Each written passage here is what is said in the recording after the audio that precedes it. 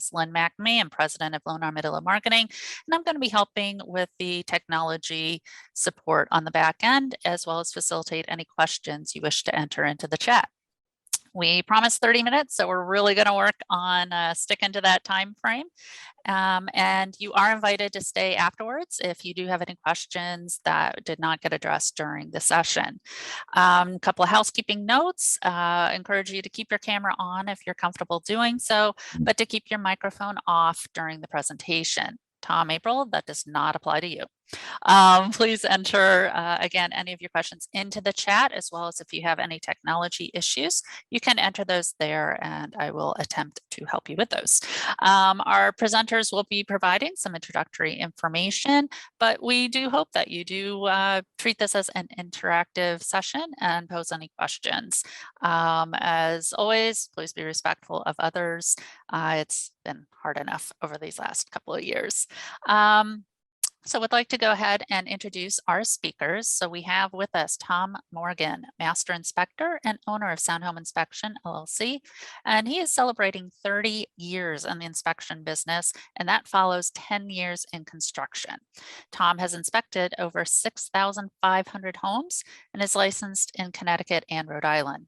He's a certified member of ASHI, the American Society of Home Inspectors, CAHI, the Connecticut Association of Home Inspectors, and the International Association of Electrical Inspectors.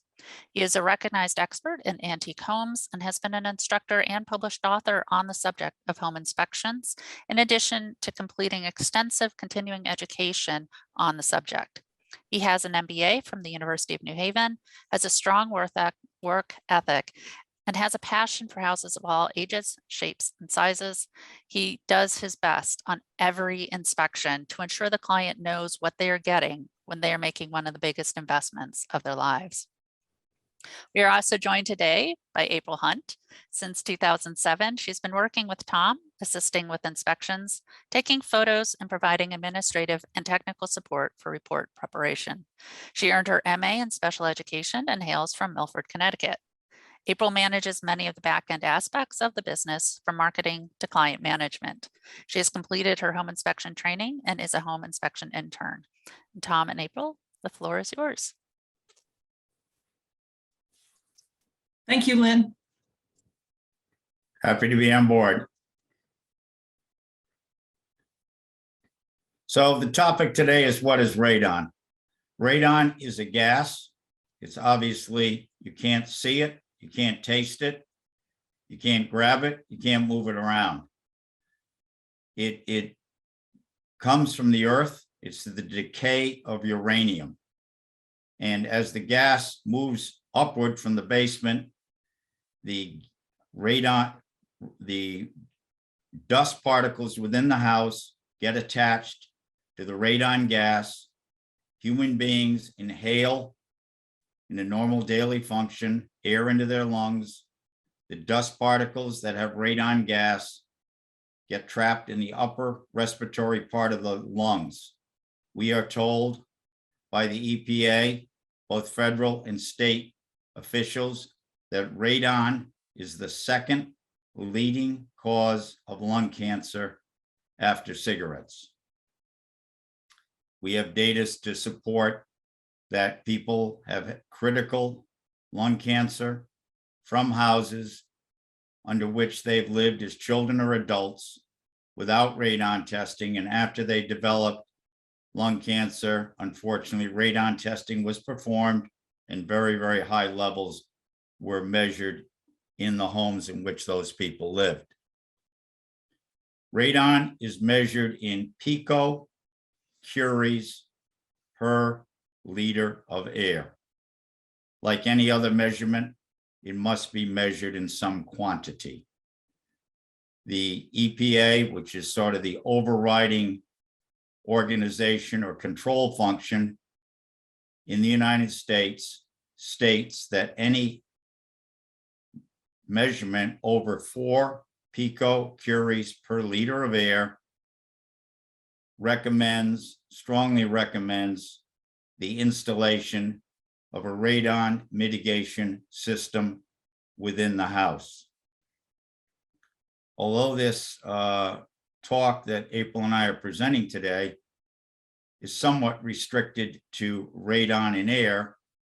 We, in our company, and most measurement companies, also measure radon in water. There's never a direct correlation between high radon in water and high radon in air. We measure radon with several different devices.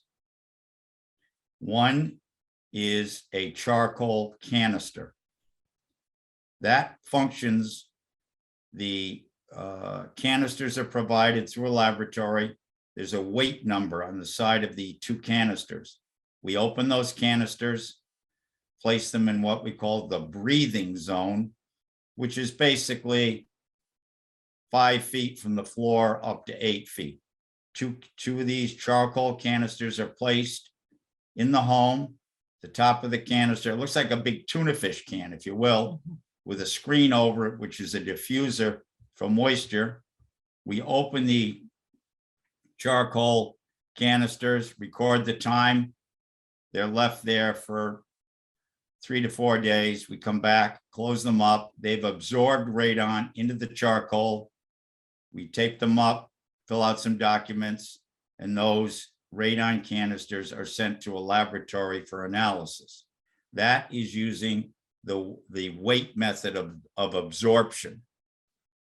The second method of measuring radon is something called an EPERM. Again, 2 devices are used. We in the trade call it an EPERM. It's an electret. There's a voltage charge in the 2 devices. Again, with an EPERM, there are 2 devices. They're placed in the breathing zone. They're there for 2 to 3 days sustained period. The lab has the voltage reading.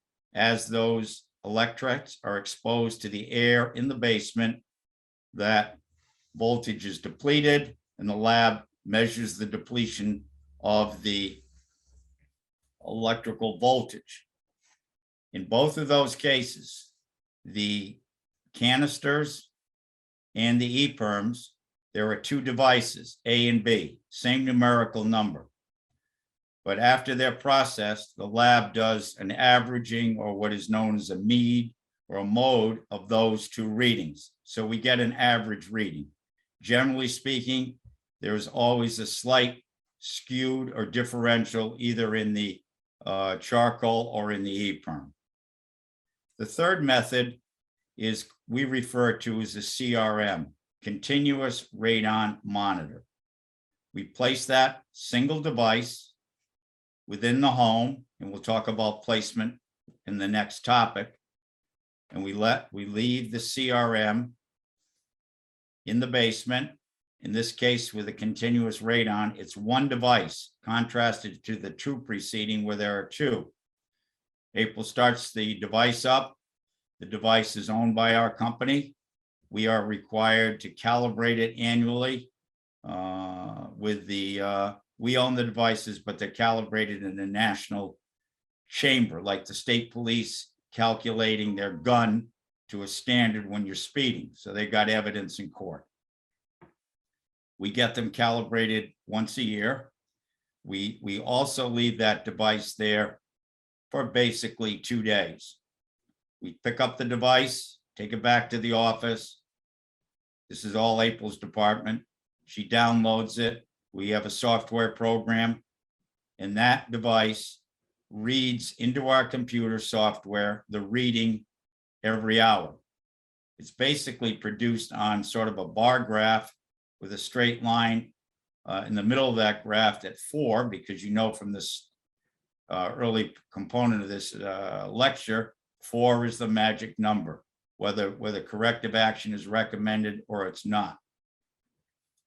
All these measurement devices, of the 3 we have measured, are short-term devices.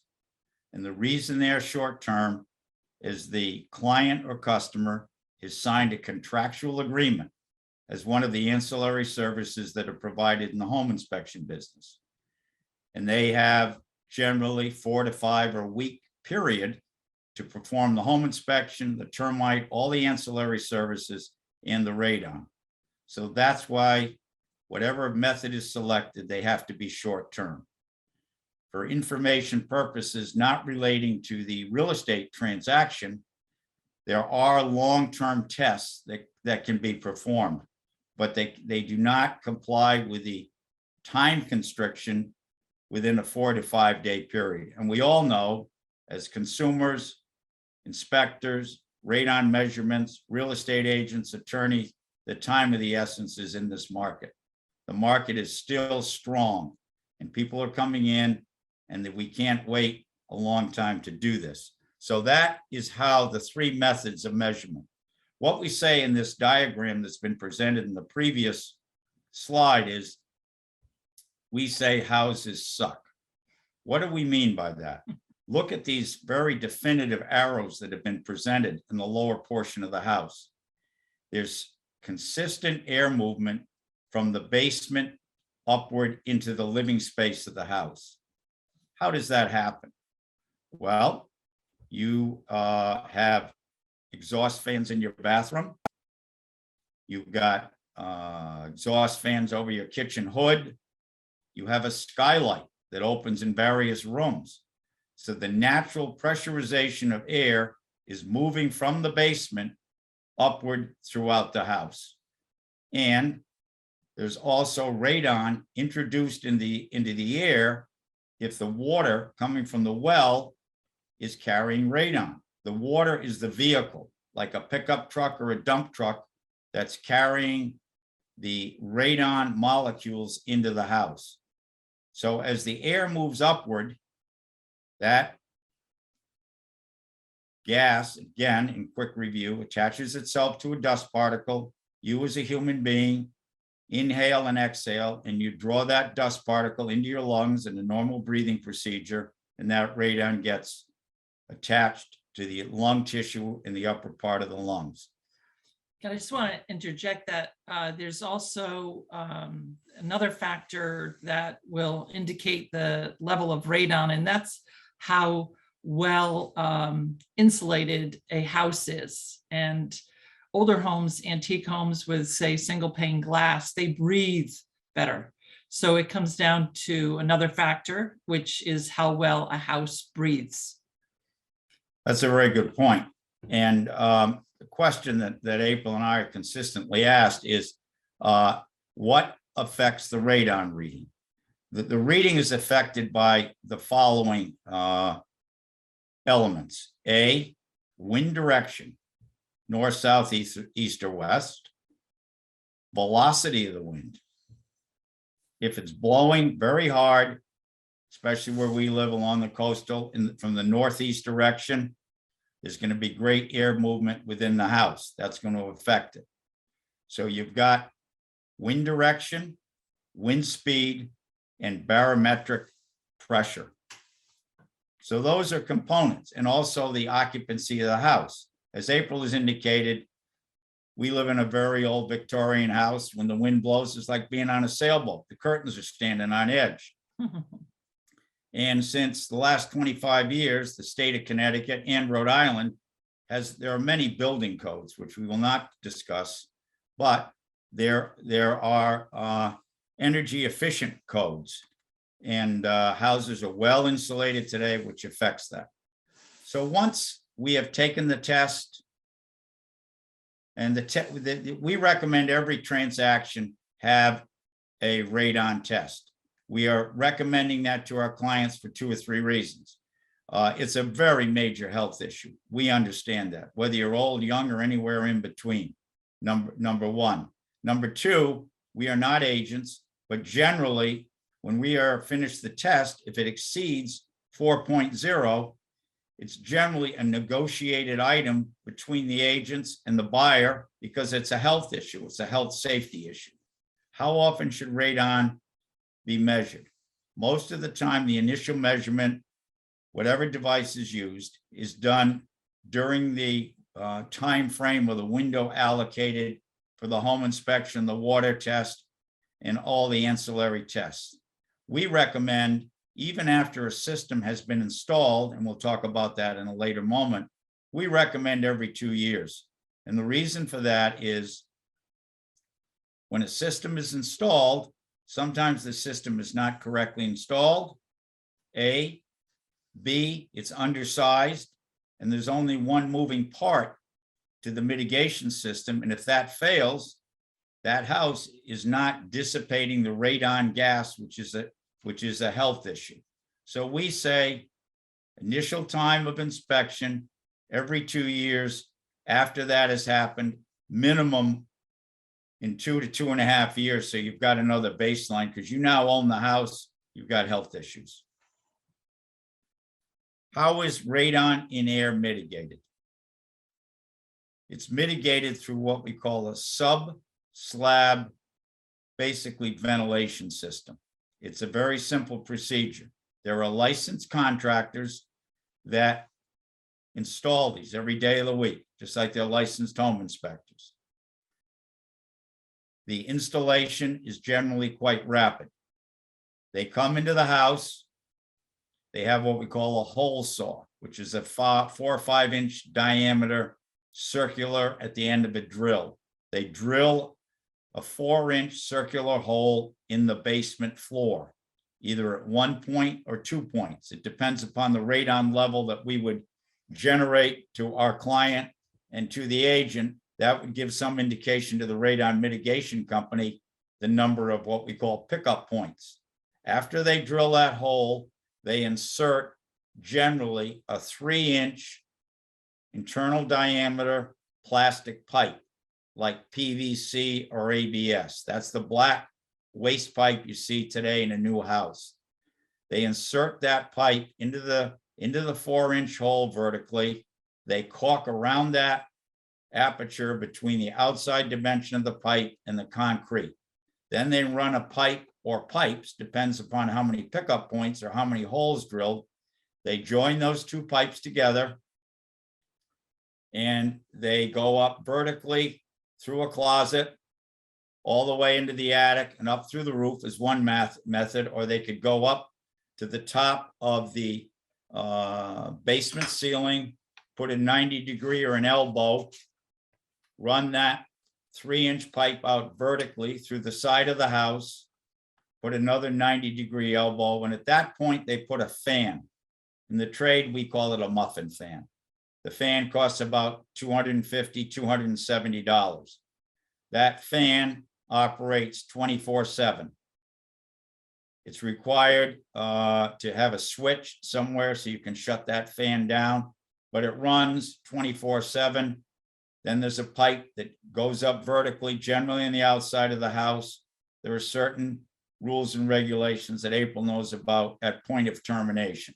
It's generally got to be above the roof line. It can't be near an open window. It's pretty basic common sense. But an interesting point that if you as a buyer or you as an agent go to a house and you see this vertical pipe in the basement, there's something there called a manometer.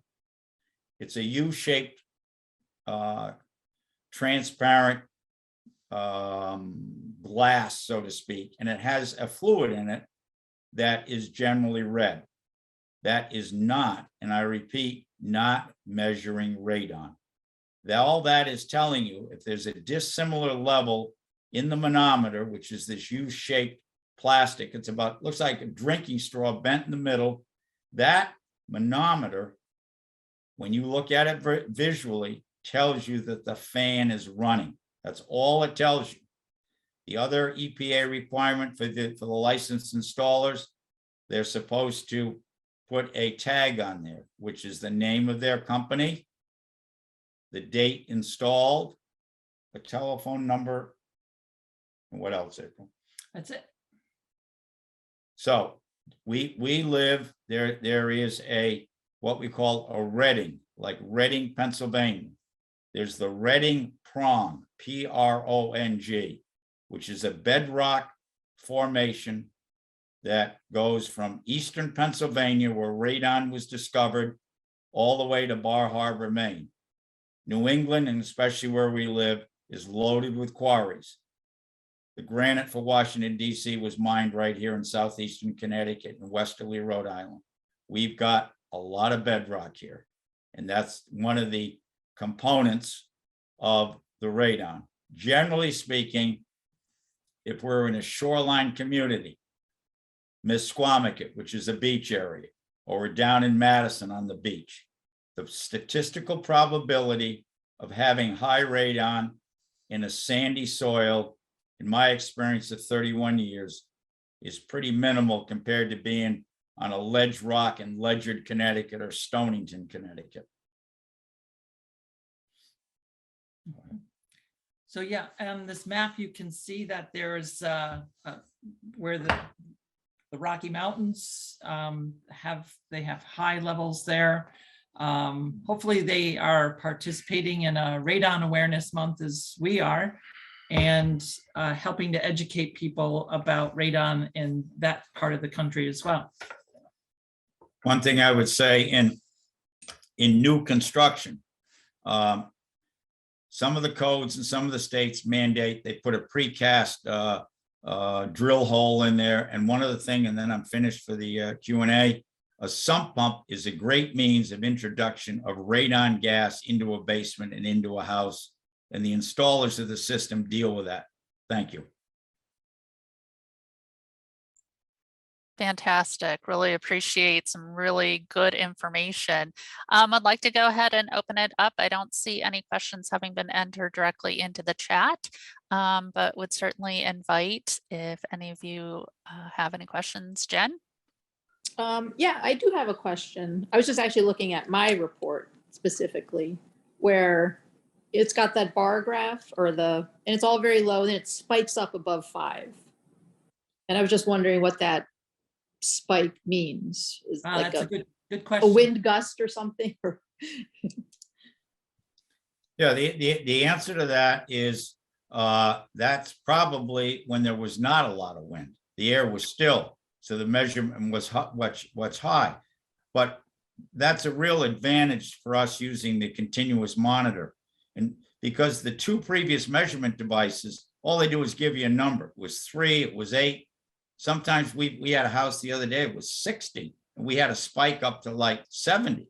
So I mean, this stuff is real. It's out there. Yeah, and it's a good question that you ask. The EPA doesn't really have a standard for that type of spike. As long as the average is below 4.0, then you're below the EPA standard. I will tell you, Jen, there are some people who don't even want 2.0 level, and they will have it mitigated because they feel that strongly. But it's a good question that you have. And sometimes, like Tom said, we see spikes that are very abnormal, and then all of a sudden goes right back down. So good question. Yeah, the other thing I neglected to mention is the general cost of a mitigation in air, not mitigation in water. That's another whole kettle of fish. But generally, it's between $900 and $1,300. It depends upon how big the house is, how many holes they got to bore. But that's a good number as a buyer and agent to carry around. Fantastic. interesting. Can I ask another question? Sure, Sure. we like questions. So I'm living currently in a condo, so that's attached. So when I moved in, there's a radon detection monitor, but I don't see I don't recall like a report or anything. And if it's like, a condo unit where you can't control, putting a hole in the roof, like how does that work? Well, it's probably, we do condos where there are mitigation systems involved. I think from a condo management standpoint, if you got a health issue, I think that the condo board wants to know about it, the occupants, and it's probably, they have a relationship with a radon mitigation company, and they have to deal with it. I will email the condo board. Right, good question. Thank Thank you. And EB, if you have a question, please go ahead. Okay, can you hear me okay? Yes. Okay, I'm not real Zoom savvy and joined late because it took a while to get on. So I missed some at the beginning, but I just was trying to take notes. You mentioned a sump pump is a great introduction of radon into the basement. Did I understand that to Yes. mean that it introduces a high amount and that a sump pump is not a good thing to have? Correct. Okay. If you have to have a sump pump, then you have to have a sump pump, but it is an additional entry for radon to enter the basement and enter the house. So Oh, if you have, say in that particular example, when you get, we do a radon test, you get a high reading. When the radon mitigation company comes to install the mitigation system, the first thing they do is they put a large, heavy plexiglass cover over that 18-inch or foot or 2-foot diameter opening where the sump pump is. Some of the companies then go around the basement with a very expensive caulk, and they caulk the cracks in the floor and at the wall floor intersection to reduce the gas. Remember, radon is a gas. It's coming up. You can't stop it. yeah. You can slow it down by covering the sump pump. You can slow it down by caulking, but you can't eliminate it. Okay, you said slow it down. And so I think I heard you say in the middle of the meeting that also when you don't, well, first of all, the air comes through. So, you know, if you have a fan in the attic, it's going to come through in that way. But also a house that is not ventilated, like say the basement is just not well ventilated whatsoever when it was built, and you were saying that that's a good thing, a bad thing. I mean, it's a bad thing for mold for sure. That's not well ventilated in the basement. Is it a good or bad thing for radon? Well, I would say this, that most basements are not ventilated because people in New England are trying not to lose heat and bring in outside cold air. So Okay. the way the system works is they drill a hole in the concrete, run a pipe up, and the pipe's running the pumps, this air fan is moving continuously. It's taking the radon gas that's under the basement floor. The simplest analogy I can make is a big, huge Hoover vacuum cleaner, and it's drawing the air under the basement floor and pushing it to the outside air. How are we doing on time, Lynn? We actually are just over our stated time. Totally understand if people need to leave, but everyone is welcome to stay and continue the conversation. Oh, it would be helpful to stay a few. So, all right, if I caught that right, most are not ventilated. I'm really slow with info. And most basements aren't ventilated because of the cold. I mean, like when I say, I mean, there's not a place you can't even really open windows except for say the Bilko door, and the other, you know, there's like not a way to ventilate very well. No, you generally don't want to ventilate. I'd like to just give everybody a change EV for a second.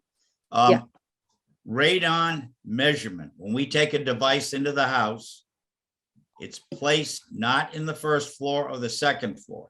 It's placed, this is by definition, the test device is placed in the lowest inhabitable level, not NOT requiring major renovation. I'll give you a quick example. If you've got a house built in 1980 and there's a basement that somebody's going to use as a workshop, an office, a ping pong, a sewing room, that's where we test it. I do it, April and I do a lot of houses, 150, 200 years old. If that basement is what we say a crawl space, you can't stand up vertically and it's got a dirt floor, the test is not performed there by definition. And generally speaking, if it's X in the basement, when you test it in a 1980 house, it's generally going to be about 2/3 of that number on the first floor. So less of that. Okay, 2/3. So, so a lower number on the first floor Yes, above the ma'am. basement. But let's take the example. Suppose the basement, as we've had houses coming out at 30 picocuries per liter of air, the EPA federal threshold number is 4. You know, if we get a reading of 50 or 60, you got a real health issue on the first floor. Okay. And again, I didn't hear the beginning, but some town halls around Connecticut are in the program, and you have a free 3-day test, I think it was. I would tell you, And- my feeling of that is, go ahead. Oh, no, I'm not sure. I go ahead. Go right ahead. Our sense of those test kits, they're not very accurate. Right? Not accurate. They're Yeah. missing some radon. Yes, you're not getting a true reading. We use a device. Our test device costs over $1,000. We have to send them out every year and get it calibrated for a couple $100. So we've got accuracy, and we've got confirmation by a third party that we've got very definitive accuracy. There's no accuracy really, and these town halls buy these in bulk, I guess. They hand them out, and it's just a preliminary test kit. So, if it comes up under 2 or whatever, or under Oh, wait a 1, minute, it's 4, ma'am. The Yes, I know. threshold number. Yeah, go Yeah. ahead. that's 4. But say the test result didn't even go anywhere near 4, that's like no way accurate? Or if it says like 4, in other words, I'm a little confused why town halls or health departments or whatever would give them out and give people a false sense of security if they're not at all accurate. I'm not saying they're not at all accurate. Okay. Our feeling is that the accuracy of a free test is not as accurate if you hire somebody who's doing this every day of the week. I see. And it typically costs how much to get a radon, just a radon test? Good question. I neglected to answer that question or present it. Generally around $200 for a Okay. quality test. We have to place the device wherever it is, fill out a lot of information. Then we go back to the house 2.5 days later, retrieve our test equipment, bring it down into the office, and download it into the software which we own. And then we email you those results, or we email it also to it's a real estate transaction, we email that data to the agent, because it's going to be a negotiated item probably. Okay, but say out the door, it's about $200, Yes, ma'am. including the driving back Yeah. twice. And does the test work the same way? Is it something that kind of hangs from the ceiling? I think we did in the basement. Well, it depends. There's three methods of testing. There's a charcoal canister that looks like a tuna can that's got charcoal in it. That's one. The devices that hang on a string are called EPERMs. It's an electrolyte. It has voltage in it. We have a device with a security code. It measures it every single hour, and you get a readout with a graph. The first two devices, the tuna can, which is charcoal, just gives you a number. It doesn't give you a spike. And they're subject to being hit and damaged. And the EPERM, the same thing. It only gives you a number at the end of the test. You don't know whether it's spiked to 80 or 2 or 4 or whatever. So what the first caller in had a test, and she said, wow, Tom, it was 60 or some number, or 30. So she could see the variation in the reading. That's the advantage to the third method we do. We call it a CRM, continuous radon monitor. It's a measurement device. Okay, so much like an A1C blood test, what does it measure? Like 3 months worth of blood tests, but it just shows you an average between the highest and the lowest. And if your number comes out in the middle, it could have gone way high and it could have gone way low. Great analogy. A plus, A plus. Thanks. Got an A from us on that one. Thank you. Had to learn that one the hard way, through a friend. You got the Um, data remembered, so that's great. Another A plus for That's you. important, not always easy for me. No, Good, so and I just- continuous radon monitoring, go ahead, yep. Oh, and I just Christine, wanted to acknowledge that you had joined our conversation and wanted to offer the opportunity if you did have any questions as well, not to put you on the spot, but did want to make sure you had that chance. No, no problem. Thank you. And yeah, sorry, I missed the beginning. So I see that this is being recorded. Are you going to be able to send that out after? Yes, we will make this available. Okay. All right. So I guess my issue right now, as Tom and April know, so the radon that's currently in the house, so I had the testing done. The radon that's in the house is not wicked bad. So I think the reading itself was pretty low, but the radon in the water is high. Right. Yeah, and there are different means of threshold numbers, and there are substantial different costs to mitigate in a house. Radon in air is generally 900 to 1200. But if you've got very high radon in water, it could be seven or 8,000 to get the right system in there. And when we do our home inspections, we always recommend to our clients that they do a water test inclusive of radon measurement in water, just for that reason. Right. Right. Which in this case is pretty serious because we could have just done the radon test and think that we were fine. But then when my son is taking a bath, it's actually getting full of radon because everything is coming out of the water pipes. Right, Right. exactly. Yeah, and we really, support, we understand everything's expensive in housing, but we're a strong proponent of any house that has a well to check for radon in water. And Right. You understand it better than anyone else. Right. Right. Yeah. So we're kind of having, I guess, issues because I don't want to go back to the same people. Right. So I have called around. But so the soft water, the water that's being filtered has nothing to do with the radon. It needs to be a separate radon system that controls that is after the water pump. So the water gets filtered and then there would be a radon system that kind of gets the air bubbles, right? That would attack the air bubbles in the water Yeah, system.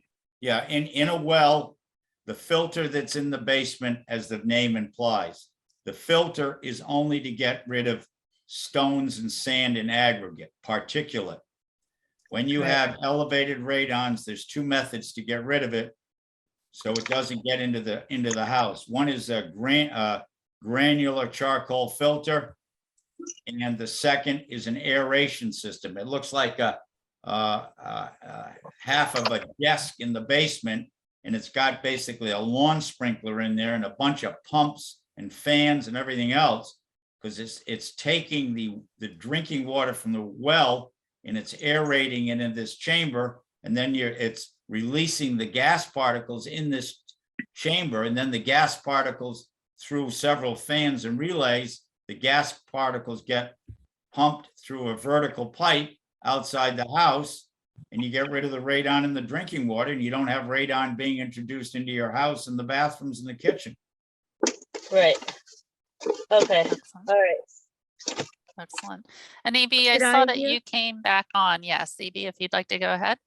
Oh, okay, great, thank you. And did I understand the last participant correctly that they have a well? Yes, that previous participant or lady asking the question, we We did a radon, we did a drinking water test inclusive of the parameters of testing for radon in water, and she has very high levels of radon in the water coming from her well, private well on her property. And what's a high number? What's a low number again? The number for radon in water is 5,000. If it's below 5,000, the EPA says you're okay. But we've had them as high as 60, 15,000. We in this geographical area have high radon in air and water. Right, and so that's the scary part, which I'd just like to touch on real quick, is that, again, so the regular radon test came back fine, so they said we're safe. Along with that, the regular water test came back and said we were fine. But the radon water test, which is a completely separate thing, is the one that you need to watch out for. That, and it's an add-on, right? So you don't always know about it. Well, unless you have professionals like Tom and April that guide you that way, Yeah, You it's a misnomer for first-time home buyers. They say to either a water company or they say to a home inspection company, do a water test. And the general parameter for water testing, and our office tells every consumer that we deal with, is our water test. When the consumer is shopping for numbers on water tests, a lot of companies don't say, hey, you ought to get a radon and water test because it's a health issue, but it costs more money. But if it's high, you've got something to negotiate with before you close. So the investment the consumer or the potential buyer pays another $150. If you're involved with the $5,000 mitigation system, return on investment is pretty minimal. That makes sense. What if, say, someone had, we haven't gone through this at all, but what if someone got a test, say, by another inspector, and they did a water radon test, and then we got a second one? We didn't do this, like I said, but we haven't tested water, and we have city water. And if two companies came out with different numbers, and say you are going to buy a house and you have the same house tested by two companies, or maybe the homeowner says, well, I don't think we have a problem, so we're going to get a company. And do people ever run into that where you might get a high number, they'll get a low number? Once in a while. Let's look at the transaction, stepping back. The interest of the seller is to sell the house, however they want to market it. The buyer needs protection, whether it's protection from termites. That's why you get a termite inspection. You need protection by your inspector, who has a fiduciary responsibility to protect your pocketbook and protect your family and your health. We have no emotional vested interest in the home you're going to buy. We're trying to protect you, your family, from a health standpoint in a money pit. Right. And I know someone who's a handyman person, and or more of knows construction and all that, and builds houses. And they had said a lot of like town inspectors, like, don't really even just inspect everything, and that they've like missed things, and like, say they're going to inspect mold, they won't actually like look behind things and actually deeply search for it. So I'm not sure how they do in relation, town house inspectors, how they do in relation to radon. But well, I can tell you this in a broad brush answer. The municipal building officials do not check water quality. They do not check for mold. They are looking basically at electrical, plumbing, heating, those issues. The towns and the town inspectors are not looking for mold. They're not looking at water quality, unless you've got a contaminated well with, cross contamination from a septic system. That's the only time they would be involved. No, the thoroughness of a municipal inspection, and you don't get much of a report. You get a sign off, the building inspectors, yeah, the stairs are safe, bingo, check off. You know, they Yeah. don't get into the nuance of the components of the stairs, just using an example. Excellent. Do you know why that is? Or like, in other words, like the town health department or whatever, they're supposed to be there. We pay a lot of I'm taxes not- and they're supposed to yeah. protect us. You'd EB, think I'm they'd not find these sure things. that this for our recorded session is staying strictly on topic of Oh, the okay, got radon it. Q&A. Certainly feel free to continue your conversation directly with Tom and April, and appreciate absolutely your participation in today's event. Got it. So just want to kind of wrap things up. Tom, I have one question if I might pose. Sure. So if the house at the time of purchase, you have your radon inspections, check the water, you're at that. If you did not at that time have that level of, say, the 4 or the 5,000 for water, do I need to have another inspection ever? Or if it's not shown at that time, like it's literally fixed in stone, is that something that could change over time? Great question. When you're in the country and you're on a well, and you've got an expanding market here in southeastern Connecticut, as houses are constructed, especially where we live, there's blasting going. All the good flat level land is gone here. So when they build new houses, they got to blast. So they disturb the ledges.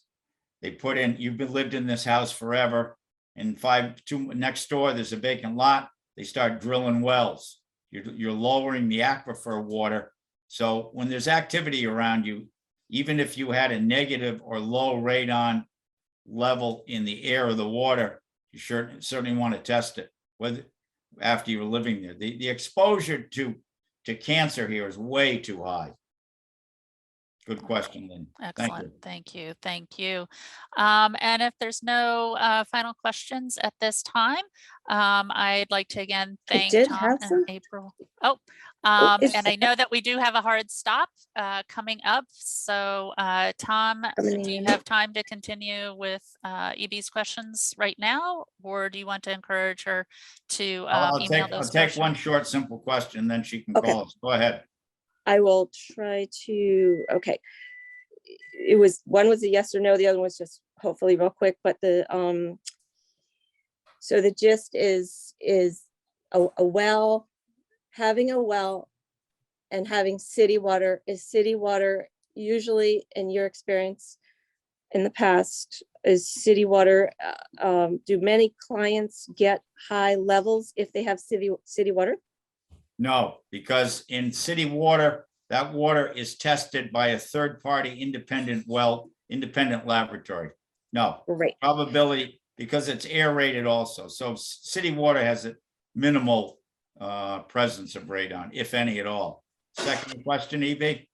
Okay, farms, if our development or a development that someone's gonna buy a home on, used to be a big farm, is that something they find, because of what you just mentioned about having like to blast, or I don't think anything had to be blasted for our development, but is that typically, we're in houses that are built again, like 1980s, early? Yeah, I would have a larger concern with what we call VOC, volatile organic compounds, which is a derivative from pesticides and fertilizer runoff. I would have a much greater concern. We have people who buy, next to an old apple orchard or a dairy farm or a farm that's used chemicals for years for fertilization. I would not have the concern with radon. I would have more concern with